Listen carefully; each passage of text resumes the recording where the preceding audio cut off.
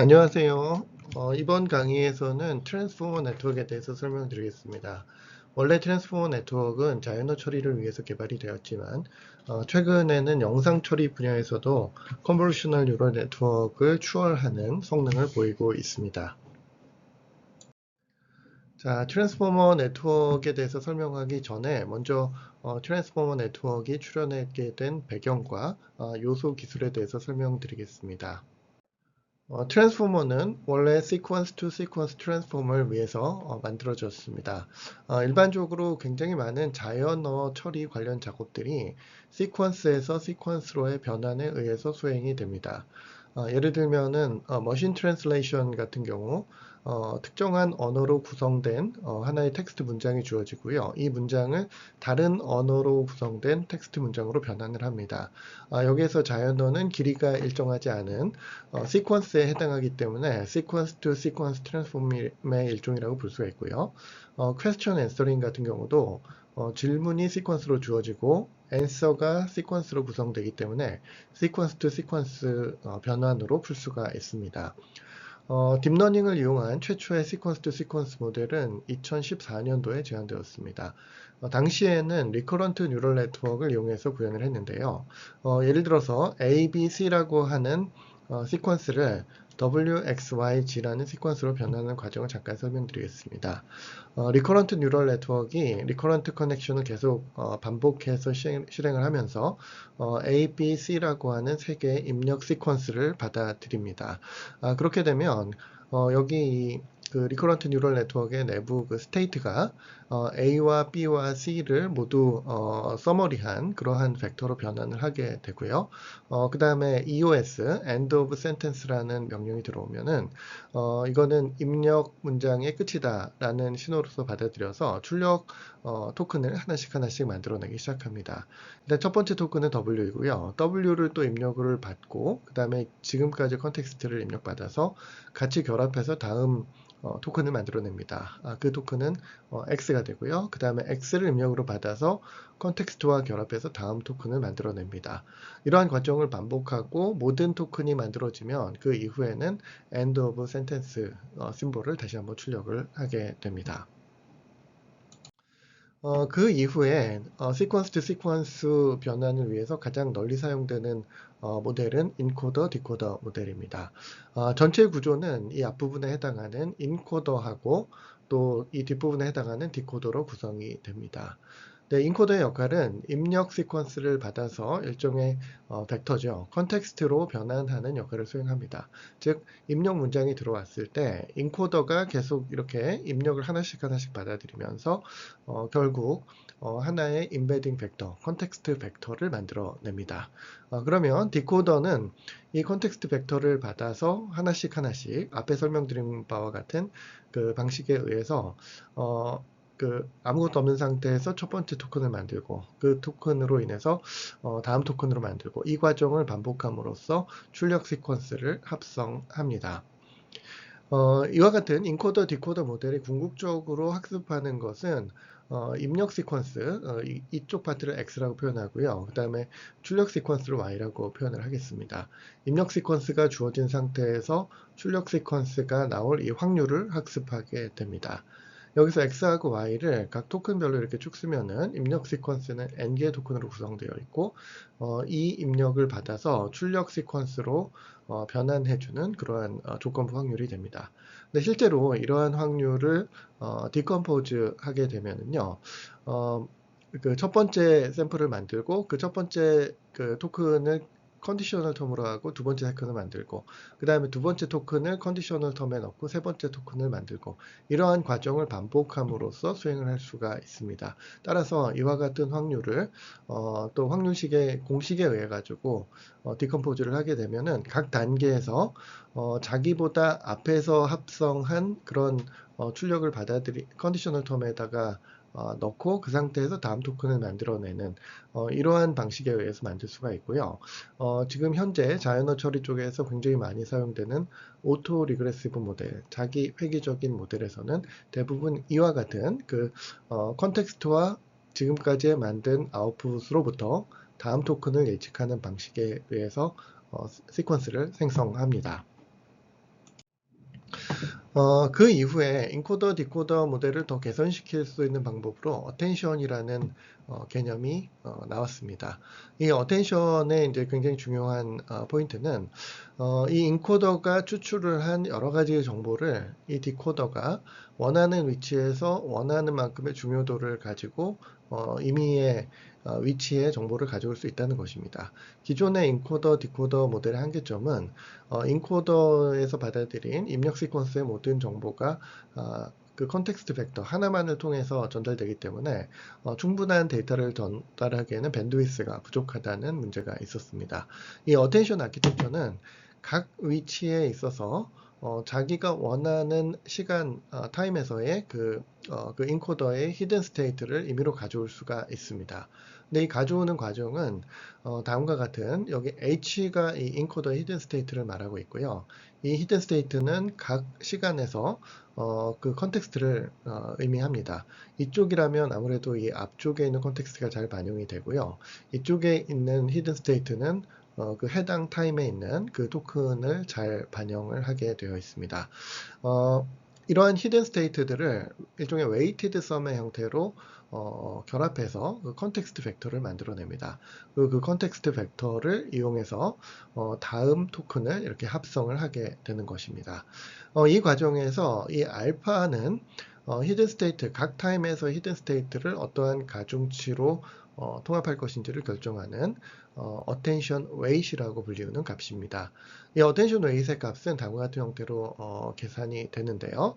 여기서 H는 인코더의 스테이트고요. 그리고 S는 디코더의 스테이트입니다. 네, 사실은 i번째 스테이트를 결정을 해야 되는데 i번째 스테이트는 아직까지는 사용할 수가 없기 때문에 가장 최근에 있었던 스테이트, 즉 i-1번째 스테이트를 키값으로 사용합니다.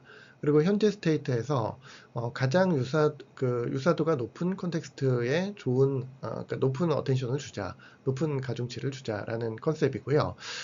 이 si-1과 이 hj들을 다 비교를 한 다음에 그 시밀러리티를 소프트맥스를 하나를 씌워가지고 attention weight으로 계산을 합니다. 이렇게 만들면 si-1과 유사도가 높은 스테이트는 높은 가중치를 갖게 되고요. 그렇지 않은 스테이트들은 낮은 가중치를 갖게 됩니다. 이와 같은 메커니즘을 통해서 그 디코더의 각 스테이트는 각 타임에서 가장 도움이 될 만한 그러한 시간의 인코더 스테이트를 참조할 수 있게 되는 것입니다. 요식 자체는 일반적인 신경망의 프로파게이션식과 거의 비슷한데요. 가장 큰 차이점은 요식이 실행 중간에 다이나믹하게 결정되는 텀이라는 것입니다. 일반적인 신경망에서는 이 위치에 W, 커넥션 웨이트 들어가게 되는데 그 커넥션 웨이트는 학습 이후에 결정되고 학습에 의해서 결정된 이후에는 고정된 값을 갖게 됩니다. 그러나 어텐션에서는 이 어텐션 자체가 수식에 의해 가지고 나오는 값이기 때문에 실제 실행할 때마다 바뀌는 값이 들어온다는 점이 일반 프로파게이션식과는 다른 점입니다. 트랜스포머는 이와 같은 어텐션 메커니즘을 굉장히 중요하게 활용하고 있습니다. 그 다음으로는 메모리 네트워크의 개념에 대해서 설명드리도록 하겠습니다. 일단 메모리 네트워크가 나오게 된 배경은요. 자연어 처리를 하는 데 있어서 그때까지의 인코더, 디코더 모델이 어떠한 메모리라는 개념이 없었습니다. 그래서 이전에 나왔던 대화를 전혀 참조하지 못하는 그런 한계점이 있었습니다. 물론 지금은 그렇지 않고요. 2014년 당시의 이야기입니다. 그런데 반해서 실제 자연어 처리 중에 몇 가지 태스크들은 명시적인 메모리를 필요로 합니다. 예를 들어서 어떤 긴 스토리를 읽고 이 스토리에 입각해서 질문에 답을 한다면 이 스토리에 있는 내용을 빠르게 메모리에 저장하고 또 액세스할 수 있는 방법이 필요합니다. 대화를 할 때에도 지금까지 이야기한 내용을 기억했다가 그 내용에 입각해서 대답을 해야 되는 그런 경우가 발생합니다. 따라서 우수한 자연어 처리 모델을 만들기 위해서는 아주 간단한 방식으로 되게 쉬운 방식으로 어떤 내용을 저장하고 읽어오는 그런 메모리가 필요하다는 것입니다. 따라서 뉴럴 네트워크로 구성된 어떤 모델, 예를 들면 인코더, 디코더 같은 모델에다가 명시적인 메모리 모듈을 결합하자라는 아이디어가 나왔고 그 핵심이 메모리 네트워크입니다. 메모리 네트워크는 여러 종류가 있을 수가 있는데요. 2014년도에 나온 모델을 설명해 드리겠습니다. 네, 입력이 들어오면은 사실은 입력은 어떠한 사실일 수도 있고요. 또 그 사실로부터 어떤 답을 찾기를 원하는 질문일 수가 있습니다. 사실이 들어올 경우에는 그 G 모델을 통해서, 여기서 G는 Generalization을 의미합니다. G 모델을 통해서 입력된 어떤 사실들을 메모리에 저장을 하게 됩니다. 나중에 어떤 질문이 들어오게 될 경우에는 그 질문을 참조해서 그 질문과 메모리의 컨텐츠의 내용을 비교해서 이 질문에 대한 답이 될 만한 컨텐츠들을 메모리로부터 이렇게 가져오게 됩니다. 그러면 메모리의 아웃풋이 이렇게 전달되게 되고요. 그 메모리의 아웃풋으로부터 이 질문에 대한 답을 도출해내서 그 답을 내주는 모듈이 또 하나 있습니다. 그 모듈을 이제 R 모델이라고 하는 것입니다. 여기서 이 메모리가 어떤 형태로 정보를 저장하고 또 어떠한 형태로 정보를 내주는지에 대해서 설명드리겠습니다. 일반적으로 뉴럴 네트워크와 결합하는 메모리는 벡터들을 저장하는 공간입니다. 여기 보시면 이게 메모리를 나타낸 그림이고요. 이 메모리의 각 로가 메모리의 특정한 번지수, 주소를 나타내고 있습니다. 그러면 그 M1은 첫 번째 컨텐츠고요. 1번이 바로 그 어드레스에 해당합니다. 벡터를 하나 가지고 있고요. 이러한 셀들이 m개가 들어있고 그 m개 각각은 역시 벡터를 저장하도록 이렇게 만들어져 있습니다. 자, 그러면 어떤 어드레스가 주어진 상태에서 이 메모리의 컨텐츠를 꺼내오는 리트리벌 과정은 다음과 같습니다. A가 주어진 상태에서 A번째 인덱스에 찾아가서 그 인덱스에 있는 컨텐츠를 가져오면은 그 값이 리턴 밸류가 되는 것입니다. 그런데 이와 같이 그 어드레스로부터 이 컨텐츠를 꺼내는 과정은 사실은 미분이 불가능한 그런 과정입니다. 근데 뉴럴 네트워크에서 학습을 위해서는 결국은 그레디언트 디센트 알고리즘을 사용하기 때문에 미분 가능한 방법에 의해서 이 메모리를 액세스 하려고 하는 그런 방식이 또 나왔습니다. 여기서 사용한 방법은 이 메모리의 weighted sum이라는 방식을 사용하는 것인데요. 이 W를 A 대신 사용합니다. 즉 A로부터 적절한 이 wi들을 그 define 하면 되는데요. 예를 들어서 A라는 어떤 하나의 숫자로 주어진 어드레스를 벡터로 표현하면 다음과 같이 할 수가 있습니다. 그러니까 A에 해당하는 이 위치는 1을 집어넣고요. 나머지 영역에는 다 0을 집어넣으면 됩니다. 그러니까 W가 일종의 one hot vector, 즉 A번째 엘리먼트는 1이고 나머지 엘리먼트는 모두 0인 그러한 원핫 벡터를 집어넣는다면 이와 같은 weighted sum은 결국 이 MA하고 동일한 값을 제공하게 됩니다. 이러한 어드레싱을 하드 어드레싱이라고 부릅니다. 결국 하드 어드레싱은 각 컨텐츠들이 제로 또는 1의 weight 값을 갖게 된다는 것입니다. 근데 여기에서 하드 어드레싱을 소프트 어드레싱으로 좀 일반화할 수가 있는데요. 이 앞에 이 W 곱하기 M이라고 하는 요 weighted sum 방식에서 W가 원핫 벡터여야 한다는 제한을 없앤 것입니다. 이렇게 만들면은 W가 0, 1이 아니라 이미 arbitrary 벡터여도 된다는 이야기가 되고요. 그리고 실제적으로는 일반적으로 이 W를 다 합쳤을 때 1이 되도록 normalize 된 그 weight 벡터를 사용을 합니다. 이러한 어드레스를 소프트 어드레스라고 합니다. 이렇게 만들면 이 메모리의 각 컨텐츠들을 weighted sum이라는 형태로 결합을 해서 내주게 되는데요. 예를 들어서 MA를 중심으로 액세스하고 싶을 때는 WA는 큰 값이지만 나머지는 작은 값을 갖게 되는 그런 방식을 사용합니다. 물론 이 과정에는 다른 그 위치에 있는 메모리들을 액세스하기 때문에 약간 스무딩 되는 그런 효과가 발생을 합니다. 그러나 이렇게 사용하는 방식보다 이와 같은 소프트 어드레싱을 사용하는 경우의 최대의 장점은 저 밸류 자체가 미분 가능해지고 그렇기 때문에 학습을 할 수 있다는 굉장히 중요한 포인트가 있습니다. 이 앞에서 말씀드린 그 소프트 어드레싱 메커니즘에서는 그 어드레스 웨이트를 어떻게 결정하느냐가 굉장히 중요한 이슈입니다.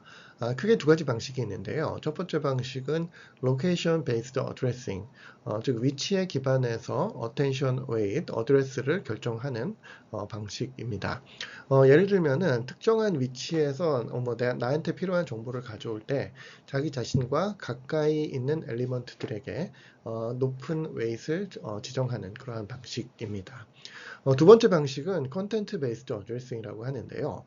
위치보다는 내용의 유사도에 의해서 그 어드레스 웨이트를 결정을 하는 그런 방식입니다. 대표적인 방식은 키 밸류 네트워크에서 사용된 쿼리와 키 간의 다트 프로덕트에 의해서 웨이트를 지정하는 방식입니다. 이 연구는 앞에서 말씀드린 메모리 네트워크의 후속 연구에서 소개되었습니다.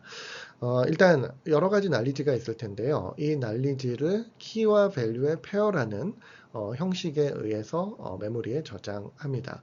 여기서 키는 일종의 서치를 위한 서치 키라고 보실 수가 있고요. V는 이 키에 의해서 발견된 그 실제로 액세스하고 싶은 그 내용 컨텐츠라고 볼 수가 있습니다. 여기 이렇게 입력 퀘스천이 들어옵니다. 그럼 이 키 밸류의 형태로 저장된 메모리를 참조해서 답을 찾아내려고 하는데요. 일단 이 질문 자체를 벡터로 바꿉니다. 그 다음에는 이 벡터가 일종의 쿼리의 역할을 하게 되는데 이 쿼리의 내용과 가장 일치하는 그 유사도가 높은 이 키 값을 찾은 다음에 그 키 값에 해당하는 그 value 값을 내가 retrieve해서 사용하겠다. 이러한 개념으로 만들어진 모델입니다. 실제 계산은 다음과 같이 진행을 합니다. 여기에 ph라는 값이 있는데요. 사실은 이 값이 이 앞에 슬라이드에서 말씀드린 그 어드레스 벡터에 해당하는 그러한 값입니다. 그리고 이 뒤에 있는 이 값이 실제로 내가 retrieve해서 사용하고 싶어하는 그 value에 해당하는 그런 값이 되는 것입니다. 그럼 여기에서 ph 값이 그 어드레스 웨이트라고 말씀을 드렸는데요. 어드레스 웨이트를 결정하는 방법은 다음과 같은 방식을 사용합니다. 여기에 보시면은 이 쿼리를 벡터로 변환하고 또 필요하다면은 트랜스폼을 좀 거친 그러한 값을 여기에 가져오고요. 그 다음에 이 앞에서 이 키 값들을 변환을 한 그 키의 임베딩을 또 이쪽으로 가져옵니다. 그리고 이 두 가지 벡터를 다트 프로덕트를 취하게 됩니다. 다들 아시겠지만 다트 프로덕트는 유사한 방향의 벡터에는 큰 값이 나오고요. 방향성이 다른 벡터들 간에는 작은 값이 나오게 됩니다. 따라서 이 쿼리와 키 간의 유사도에 비례하는 그러한 스코어를 갖게 되고요. 그 스코어를 소프트맥스를 통과시키면은 모두가 양수이고 합이 1인 그러한 확률과 비슷한 그러한 웨이트로 변환할 수가 있습니다. 그 웨이트를 이용을 해서 이 밸류를 웨이티드 썸으로 리트리브 한다는 것입니다. 이러한 방식은 결국 쿼리와 키 간의 유사도에 비례해서 웨이트를 주기 때문에 그 컨텐츠에 의해서 어드레싱을 한다. 그래서 컨텐트 베이스드 어드레싱이라고 볼 수 있습니다. 그러면 지금부터는 본격적으로 트랜스포머 네트워크에 대해서 설명을 드리겠습니다. 원래 트랜스포머가 나오던 시기는 2017년도인데요. 이 당시에는 RNN, 특히 LSTM과 GRU를 중심으로 한 RNN과 컨볼루셔널 네트워크가 되게 널리 사용되던 시대였습니다. 그런데 이 트랜스포머는 컨볼루션도 사용하지 않고 리커런스도 사용하지 않고 오로지 어텐션과 피드포워드 네트워크만으로 되게 우수한 성능을 낼 수 있다라는 것을 보인 네트워크입니다. 이 어텐션을 사용할 경우에 굉장히 좋은 점은요. 일단 입력과 아웃풋 간에 굉장히 글로벌한 디펜던스를 볼 수 있다. 이러한 장점이 있습니다. 컨볼루셔널 네트워크는 커널이 커버하는 영역만을 참조하기 때문에 공간적으로 봤을 때 제한된 컨텍스트만을 액세스할 수가 있고요. 리커런트 네트워크 같은 경우는 시간축으로 봤을 때 가까운 과거는 제대로 참조할 수 있지만 그 시간 차이가 멀어지면 멀어질수록 정보가 잘 전달되지 않는 문제가 발생합니다. 그에 반해서 어텐션을 사용하는 경우에는 넓은 컨텍스트를 한꺼번에 볼 수 있는 굉장히 좋은 장점을 갖게 됩니다. 네, 두 번째는 병렬화가 쉽다라는 점인데요. 이 부분은 리커런트 네트워크에 대해서 그 비교해서 우수한 점입니다. 리커런트 네트워크 같은 경우는 동작 자체가 시퀀셜하게 이루어지기 때문에 병렬화가 어렵고 실행 속도가 느린 메커니즘으로 알려져 있습니다. 그러나 트랜스포머 같은 경우는 어텐션을 사용하는데 병렬 처리가 쉽기 때문에 GPU를 사용할 경우에 되게 빠른 속도를 얻어낼 수가 있습니다. 근데 한 가지 문제점은 이 어텐션 메커니즘이 아까 말씀드린 그 메모리 네트워크의 그 원리를 좀 사용하고 있는데 거기서 사용하는 웨이티드 썸이라는 것 자체가 약간 스무딩을 해주는 그런 효과가 발생을 합니다. 네, 그러한 문제가 좀 있는데 그 스무딩 되는 그 효과를 좀 상쇄하기 위해서 멀티헤드 어텐션이라는 방식이 제안되었습니다. 그 트랜스포머 네트워크의 구조는 다음과 같은 형태를 가지고 있고요. 인코더와 디코더로 구성이 되어 있고 디코더는 이렇게 인코더로부터 이제 정보를 전달받아서 처리하도록 그렇게 구성이 되어 있습니다. 그리고 트랜스포머에 대해서 더 공부하기 원하시는 분은 다음에 제가 소개해드리는 두 가지 레퍼런스 사이트를 참조하시기를 바랍니다. 트랜스포머의 인코더는 병렬적으로 동작합니다. 그리고 디코더는 아까 말씀드린 오토 리그레시브한 방식에 의해서 토큰들을 만들어내는 것입니다. 자, 여기를 보시면은 입력 시퀀스가 주어졌습니다. 이 입력 시퀀스를 시간축으로 나열한 다음에 모든 시간에 대해서 병렬적으로 그 인코더 블록들을 여러 개를 통과시킵니다. 그러면 각 인코더 블록들이 점점 더 많은 컨텍스트를 참조하고 또 조금씩 피처를 앱스트랙트를 시키면서 하이 레벨 피처로 변환을 하게 됩니다. 이 아래쪽에 있는 피처에 비해서 위쪽의 피처로 이렇게 가면 갈수록 좀 더 글로벌한 정보가 들어가고 컨텍스트가 반영된 의미적으로 좀 더 많은 정보를 포함한 그러한 피처가 만들어지게 됩니다. 그러면 디코더는 이 탑 레벨, 그 인코더의 탑 레벨 피처를 그 받아서 토큰을 하나씩 만들어내는데요. 처음에는 시작 사인으로부터 첫 번째 토큰을 만들고 그 다음에 이 첫 번째 토큰을 입력으로 받고 두 번째 토큰을 만들고 그 다음에 세 번째 토큰을 만들고 이러한 과정을 반복해서 토큰을 만들어냅니다. 이 과정에 굉장히 중요한 몇 가지 빌딩 블록들이 있습니다. 첫 번째는 이 트랜스포머에서 처음으로 제안한 멀티 헤드 어텐션이라고 하는 그 오퍼레이션이고요. 두 번째는 피드 포워드 네트워크. 여기서는 MLP가 사용되었습니다. 그리고 포지셔널 인코딩이라는 개념이 처음 나왔고요. 그다음 그 외에도 레이어 노멀라이제이션, 드롭아웃, 그리고 레이블 스무딩 같은 보조적인 테크닉들이 같이 사용되었습니다. 트랜스포머 네트워크는 N개의 동일한 구조를 갖는 레이어들을 쌓아 올려서 만들어져 있습니다. 이 그림과 같은 블록들을 N개를 쌓아 올려서 만들어졌다고 생각하시면 되고요. 각 블록들은 멀티 헤드 어텐션 서브 레이어와 피드 포워드 서브 레이어, 이 두 가지 서브 레이어로 구성이 되어 있습니다. 또 한 가지 우리가 주목해서 볼 점은 여기 이와 같은 레디듀얼 커넥션, 스킵 커넥션이 있다는 점입니다. 당연히 이 스킵 커넥션은 레지넷에서 제안된 바로 그 스킵 커넥션이고요. 딥 네트워크의 학습을 안정화시키고 성능을 개선하는 효과가 있습니다. 이 수식에서 이 서브레이어가 계산하는 이 값에다가 이렇게 더해지는 이 x 플러스라고 얘기하는 이 파트가 바로 레지듀얼 커넥션에 해당합니다. 이렇게 해서 이 스킵 커넥션을 더한 다음에는 레이어 노멀라이제이션이라는 방식에 의해서 정규화를 진행을 합니다. 그리고 여기 보시면은 이렇게 올라가는 화살표가 있는데요. 이 화살표는 피처들의 벡터를 의미합니다. 그리고 트랜스포머는 입력 피처와 출력 피처의 벡터가 동일한데요.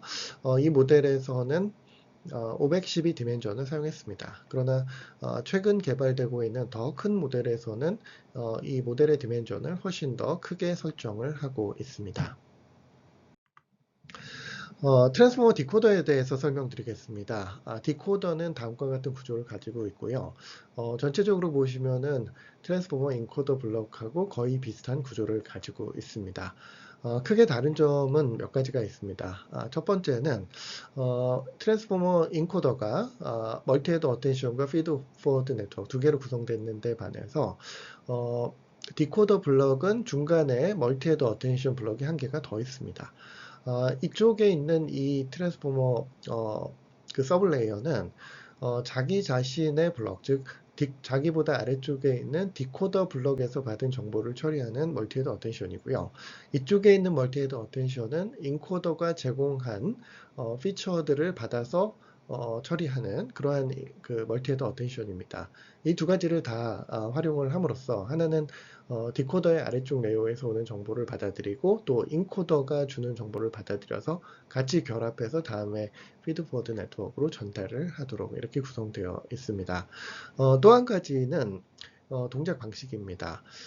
인코더는 패러럴한 방식에 의해서 동작을 하기 때문에 그 모든 입력 시퀀스가 한 번에 위쪽으로 프로파게이트가 되지만 디코더는 오토 리그레시브한 방식을 사용하기 때문에 왼쪽에서부터 하나씩 하나씩의 토큰들을 집어넣고 하나씩 하나씩 만들어내게 됩니다. 그러한 과정 때문에 이 첫 번째 입력을 받는 요 그 멀티헤드 어텐션은 마스킹을 하게 됩니다. 여기서 마스킹이라고 하는 것은 자기보다 이전 타임에서 만들어진 정보는 사용할 수 있지만 이후 타임에 아직 만들어지지 않은 정보는 사용할 수 없기 때문에 이 오른쪽 파트를 마스킹을 해서 지워버린다라는 의미를 갖습니다. 그러니까 오토 리그레시브 모델이기 때문에 지금 사용 가능한 정보만 사용하고 그렇지 않은 것들은 하이딩한다. 이제 그런 의미로 이해하시면 될 것 같습니다. 디코더의 구조는 다음과 같습니다. 일단 인코더 블럭이 여러 개로 구성이 되어 있는데요. 디코더로 전달되는 정보는 인코더의 탑 레벨 레이어에 있는 정보만을 전달을 합니다. 즉 인코더의 탑 레벨 정보가 디코더의 모든 블럭에 다 전달이 된다는 것입니다. 그 다음에 처음에는 시작 사인을 입력받게 되고요. 그것으로부터 첫 번째 토큰을 만들고 그것으로부터 또 다음 토큰을 만들고 이렇게 여러 번 반복해서 사이클을 돌며 토큰들을 만들어냅니다. 자, 그럼 여기에서 트랜스포머에서 가장 중요한 멀티헤드 어텐션에 대해서 설명을 드리겠습니다. 일단 이 멀티헤드 어텐션은 스케일드 다트 프로덕트 어텐션이라고 하는 방식을 결합해서 만듭니다. 아까 제가 메모리 네트워크에 대해서 설명을 드렸습니다. 그리고 키 밸류 네트워크에 대해서 다트 프로덕트를 이용을 해서 어드레스를 결정을 한다 이런 말씀을 드렸는데요. 스케일드 다트 프로덕트 어텐션의 수식이 다음과 같습니다. 이 다트 프로덕트 어텐션은 그게 KQV 쿼리 키 밸류라고 하는 세 개의 벡터를 입력받게 되고요. 키하고 쿼리를 다트 프로덕트에 의해서 유사도를 계산을 하게 됩니다. 이 과정은 앞에서 제가 한번 설명을 드린 바가 있습니다. 그런데 이 다트 프로덕트의 값을 DK의 루트 값으로 나누어서 노멀라이즈를 합니다. 여기서 DK 값은 K와 Q의 디멘전을 의미합니다. 이렇게 루트 DK로 노멀라이즈를 하는 이유는 이 다트 프로덕트 값 자체가 벡터의 길이에 비례하는 값이라는 겁니다. 긴 벡터의 경우는 저 다트 프로덕트가 크게 나오고요. 짧은 벡터의 경우는 아무래도 다트 프로덕트도 작게 나옵니다. 따라서 루트 D로 노멀라이즈를 함으로써 이 다트 프로덕트의 그 길이에서 오는 그 편차를 제거하겠다라는 그런 아이디어가 스케일드 다트 프로덕트 어텐션입니다. 그 다음에 소프트맥스를 취합니다. 이렇게 되면 여기서부터 여기까지의 파트가 일종의 그 메모리 네트워크에서 사용하는 그 어드레스, 소프트 어드레스의 역할을 하게 됩니다. 그리고 나서 그 어드레스 값을 그 밸류에다가 곱해서 웨이티드 썸의 그 형태로 최종 결과를 얻어내겠다라는 것입니다. 실제 과정은 다음과 같이 이루어집니다. Q하고 K를 다트 프로덕트를 하고요. 그런데 다트 프로덕트는 벡터와 벡터 간의 연산이기는 하지만 실제로 연산을 할 때는 그 벡터가 Q 벡터가 여러 개가 있고 K 벡터가 여러 개가 있습니다. 따라서 여러 개의 다트 프로덕트를 동시에 수행을 하기 위해서 실제로는 매트릭스 멀티플리케이션이라는 오퍼레이션을 사용합니다. 그 이후에는 루트 DK로 나눠서 스케일링을 하게 되고요. 그리고 나서 필요하다면 디코더 블럭에서는 마스킹을 수행합니다. 그리고 소프트맥스를 취함으로써 어텐션 웨이트를 결정하게 되고요. 그 웨이트를 이용을 해서 벡터를 웨이티드 썸으로 결합해서 액세스를 하게 됩니다. 멀티헤드 어텐션은 이와 같은 스케일드 다트 프로젝트 어텐션을 여러 개의 채널, 여러 개의 헤드에 대해서 적용을 하는 것입니다. 이렇게 사용하는 그 이유는 여러 가지가 있지만요. 어텐션을 결정할 때 여러 관점에서 그 중요도를 평가하겠다라는 아이디어도 있고요. 그리고 또 한 가지는 앞에서 말씀드린 그 effective resolution이 저하되는 그런 문제, 즉 어텐션의 웨이티드 썸에 의해서 스무딩이 발생하는 그 효과를 좀 보완하기 위함입니다. 예를 들어서 레졸루션이 낮아지는 피처가 있다고 하더라도 그러한 피처를 되게 여러 개를 결합해서 사용하면은 레졸루션의 저하를 어느 정도 좀 상쇄할 수가 있습니다. 그런 아이디어가 이 멀티 헤드 어텐션에 포함이 되어 있습니다. 일단 이 멀티 헤드 어텐션은 QKV라는 세 가지의 그 피처를 받는데요. 그 각각에다가 다음과 같은 이 WK, WQ, WV라고 하는 리니어 매트릭스를 곱함으로써 다른 서브스페이스로 트랜스폼을 합니다. 여기에서 이 WQ, WK, WV는 여러 버전이 존재하게 되는데요. 그 버전 하나하나를 헤드라고 부릅니다. 오리지널 트랜스포머 페이퍼에서는 그 헤드의 개수를 8개를 사용했습니다. 그래서 VKQ를 각각을 8개의 어떤 매트릭스를 통해 가지고 다른 값으로 변환한 다음에 각 헤드별로 이 앞에서 설명드린 스케일드 다트 프로덕트 어텐션을 적용을 합니다. 그리고 나면은 각 헤드별로 나오는 그 출력값이 있게 되고요. 그 출력값을 모든 헤드에 대해서 컨캐티네이션을 한번 합니다. 그 이후에 리니어 레이어를 한번 통과시켜서 이 컨캐티네이트 된 그런 그 피처들을 한번 결합을 하는 것입니다. 이러한 방식을 멀티헤드 어텐션이라고 얘기를 하는 것이죠. 자, 그러면 이 멀티헤드 어텐션에 들어오는 Q, K, V는 어떻게 계산되는가? 이 부분을 지금부터 설명드리겠습니다. 트랜스포머에서는 조금 전에 설명드린 멀티헤드 어텐션이 세 가지 방식에 의해서 사용되고 있습니다. 첫 번째 어텐션은 인코더에서 디코더로 가는 크로스 어텐션입니다. 이 그림에서는 이쪽 이 화살표가 표현하는 어텐션이라고 볼 수가 있습니다. 이 크로스 어텐션에서는 정보를 사용하는 쪽이 디코더이고요. 정보를 제공하는 곳이 인코더입니다. 즉, 인코더는 메모리의 역할을 하고, 디코더는 그 메모리를 꺼내서 사용하는 사용자의 그 위치에 있다는 것입니다. 여기에 보시면은 인코더에서 나가는 화살표가 두 개로 갈라져 있는데요. 이 두 개의 화살표는 각각 value와 키를 의미합니다. 이쪽 파트가 메모리의 역할을 하고 있기 때문에 이 메모리를 일종의 키 밸류 메모리로 해석을 해서 한쪽은 밸류 또 한쪽은 키라는 두 개의 정보로 이렇게 나눠서 사용한다는 것입니다. 반면에 이를 사용하는 디코더 입장에서는 쿼리 벡터를 주고 그 쿼리와 가장 일치하는 그런 벡터를 꺼내오게 됩니다. 그래서 그 쿼리를 가져오게 되는데요. 이 쿼리는 그 디코더 자신의 자기보다 조금 더 아래쪽에 있는 서브 레이어로부터 얻어냅니다. 그래서 밑에서 올라오는 정보를 쿼리로 삼아서 그 쿼리에 가장 정합하는 인코더의 그 메모리 컨텐트를 꺼내오는 방식이 바로 이 크로스 어텐션입니다. 그 외에도 두 개의 멀티헤드 어텐션이 사용되는데요. 여기에 있는 그 인코더에서 인코더로 가는 셀프 어텐션 그리고 또 디코더에서 디코더로 가는 셀프 어텐션이 존재합니다. 이 셀프 어텐션들은 자기 자신에서부터 이렇게 밑에서부터 올라오는 이 정보들을 메모리로 보고 또 동시에 자기가 또 그 안에서 쿼리를 날려서 정보를 액세스하는 유저의 입장을 같이 취하고 있습니다. 그래서 본인이 제공하는 정보를 본인이 액세스한다라는 관점에서 셀프 어텐션이라고 부르는 것입니다. 이 셀프 어텐션에서는 밑에서 올라오는 이 피처를 그냥 세 갈래로 나눕니다.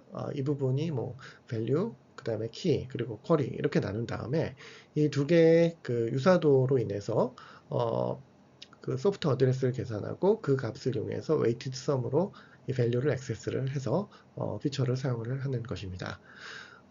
이와 같은 방식은 결국 그 인코더에 있는 셀프 어텐션과 디코더에 있는 셀프 어텐션이 같은 방식으로 동작합니다. 자, 다음으로는 이 피드 포워드 네트워크에 대해서 말씀드리겠습니다. 이 feed forward 서브 레이어는 그냥 시간별로 각 타임별로 동작하는 멀티 레이어 퍼셉트론, 투 레이어 퍼셉트론의 구조를 갖습니다. 여기에 이렇게 입력 벡터가 들어오면 그 입력 벡터를 그 커넥션 웨이트를 한번 곱하고 바이어스를 더합니다. 그 다음 액티베이션 펑션을 한번 통과시키는데 그 액티베이션 펑션은 여기에서는 렐루 펑션을 사용했습니다. 즉 0과 그 로짓 값 중에서 이제 맥시멈을 취하면 렐루 펑션이 되는 것이죠. 그 다음에 두 번째 레이어가 들어가는데요. 이 두 번째 레이어에는 W2라고 하는 웨이트 매트릭스가 곱해지고요. 그 다음에 바이어스가 한번 더해집니다. 여기서 한 가지 좀 주목해 볼 부분은 이 feed forward 네트워크의 형태입니다. 원래 트랜스포머는 그 피처 디멘전을 512로 하고 있습니다. 물론 더 큰 모델에서는 이 숫자를 더 키울 수도 있습니다. 그런데 히든 레이어에서는 그 디멘전을 2048로 약 한 4배 정도로 더 키운다는 것이죠. 그러니까 입력 피처를 일단 한 4배 정도로 키워서 히든 뉴런들이 정보를 저장하고 있다가 그 정보를 다시 512 디멘전으로 줄여가지고 그 원래 디멘전을 회복합니다. 이러한 구조를 가지고 있고요. 실제 트랜스포머의 그 성능 평가에서는 이 히든 디멘전의 역할이 상당히 중요한 것으로 알려져 있습니다. 그 다음으로는 포지셔널 인코딩이라는 개념을 설명드리도록 하겠습니다. 이 앞에서 트랜스포머의 멀티헤드 어텐션 메커니즘을 설명을 드렸는데요. 이 멀티헤드 어텐션에 들어가는 어드레싱 방식은 완전한 컨텐트 베이스드 어드레싱입니다. 결국 키 값과 쿼리 값 사이의 그 유사도에 의해서 어드레싱을 하기 때문에 그 컨텐츠의 유사도만이 반영이 될 뿐이고 위치 정보가 전혀 반영되지 않은 그러한 문제가 발생합니다. 위치 정보는 영상에 있어서는 굉장히 중요한 정보라고 말씀을 드릴 수 있고요. 자연어를 처리할 때도 위치 정보가 중요합니다.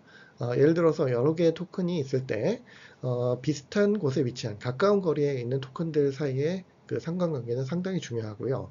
반면에 멀리 떨어진 토큰 간의 상관관계는 상대적으로 덜 중요합니다. 따라서 자연어건 영상이건 간에 각 엘리먼트들 간의 그 거리 정보는 상당히 중요한 의미를 갖는데 그냥 트랜스포머를 사용할 경우에는 그러한 거리 관계, 특히 네이버후드 관계가 전혀 반영되지 않습니다. 이러한 문제를 포지셔널 인코딩이라는 방식을 통해서 좀 해결을 했는데요. 여기서 사용한 방식은 포지셔널 인코딩이라는 벡터를 그 인베딩 벡터에다가 더해버리는 방식입니다. 여기서 포지셔널 인베딩은 다음과 같은 사인 그리고 코사인 식에 의해 가지고 계산을 합니다. 특별히 그 짝수 번째 디멘전하고 홀수 번째 디멘전에 있어서 좀 다른 방식, 사인과 코사인을 사용을 했는데요.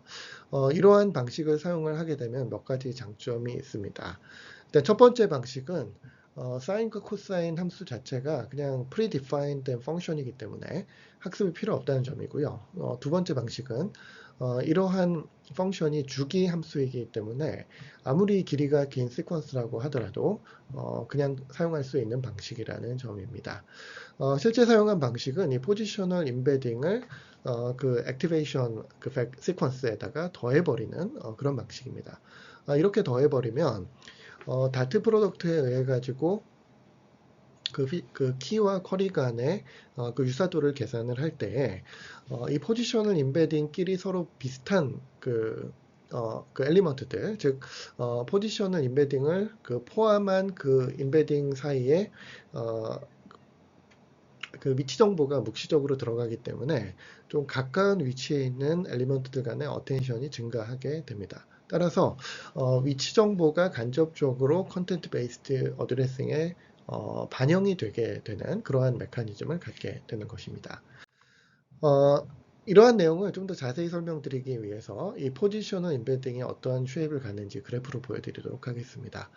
여기에서 일단 짝수 번째 디멘전과 홀수 번째 디멘전은 좀 다르고요. 그리고 그 디멘전의 인덱스가 그 사인 코사인에서의 주기, 프리퀀시의 그 다음과 같이 반영이 됩니다. 자, 여기 보시면은 이 위쪽 1.0에서 시작하는 이 그래프들은 사인 그래프입니다. 그리고 0에서 시작하는 그래프들은 코사인 그래프입니다. 즉 이쪽은 짝수 번째 피처이고요. 이쪽은 홀수 번째 피처입니다. 그리고 각 사인 또는 코사인 그래프가 주기가 다른데요. 그 주기가 다른 이유는 다음과 같이 이 포지션을 이와 같은 분수로 노멀라이즈를 하는데 그 노멀라이즈 하는 값이 요 인덱스에 따라서 피처 인덱스에 따라서 달라지기 때문입니다. 그래서 어떤 피처는 짧은 주기로 이렇게 사이클을 그리게 되고요. 어떤 피처는 이와 같이 긴 주기로 사이클을 그리게 됩니다. 셀프 어텐션의 장점을 설명드리도록 하겠습니다. 일단 첫 번째는 컴플렉서티가 좋다는 것이고요. 그다음 두 번째는 병렬화가 쉽다는 것입니다. 예를 들어서 리커런트 네트워크는 시퀀셜하게 동작을 하기 때문에 긴 시퀀스를 처리하기 위해서는 n번의 시퀀셜한 오페레이션이 필요하게 됩니다. 자, 그러나 컨버루션이나 셀프 어텐션 같은 경우는 병렬 처리를 하기 때문에 실제적으로 시퀀셜한 스텝은 한 번에 의해서 다 처리할 수가 있다는 것이죠. 또 한 가지는 컨텍스트를 참조할 수 있는 컨텍스트를 참조하기 위한 그런 스텝의 수인데요. 셀프 어텐션 같은 경우는 글로벌 어텐션을 한꺼번에 볼 수 있기 때문에 한 번에 전체를 다 참조할 수 있습니다. 리커런트 네트워크 같은 경우는 n번이 소요가 되고요. 컨볼루션 네트워크 같은 경우는 커널 사이즈만큼을 볼 수 있기 때문에 n을 로그 k, 여기서 k는 커널 사이즈를 의미합니다. 이만큼의 컴플렉서티가 요구된다는 것입니다. 그 외에도 트랜스포머에는 드롭아웃 그리고 레이블 스무딩 같은 그러한 레귤러라이제이션 테크닉이 사용되었습니다. 네, 이렇게 해서 트랜스포머에 대한 강의를 마치도록 하겠습니다.